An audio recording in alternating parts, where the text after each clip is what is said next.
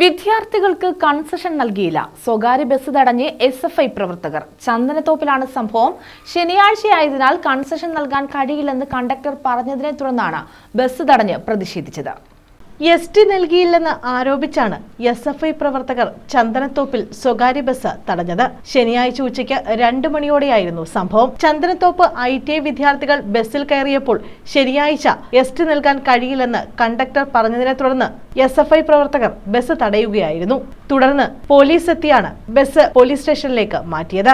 വിദ്യാർത്ഥികളെ ബസ്സിൽ നിന്ന് ഇറക്കിവിട്ടതിന് പോലീസിൽ പരാതി നൽകിയതായും SFI പ്രവർത്തകർ പറഞ്ഞു. ഇത് ഒരു സൂചന മാത്രമാണ്.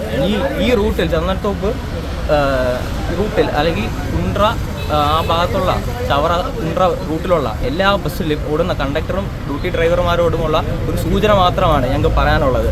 വിദ്യാർത്ഥികളുടെ അവകാശമാണ് ST. അത് വലിയ രീതിയിൽ SFIയും ബാക്കിയുള്ള ഇടതുപക്ഷ സംഘടനകളും സമരം ചെയ്ത് നേടിയെടുത്ത ഒരു അവകാശമാണ്. അത് വിദ്യാർത്ഥികൾക്ക് കിട്ടാതിരുന്നു കഴിഞ്ഞാൽ SFI ഇനി വീണ്ടും തെരുവിലേക്ക് ഇറങ്ങുമെന്ന് മാത്രമാണ് ഈ സമരത്തിലൂടെ സൂചിപ്പിക്കാനുള്ളത്.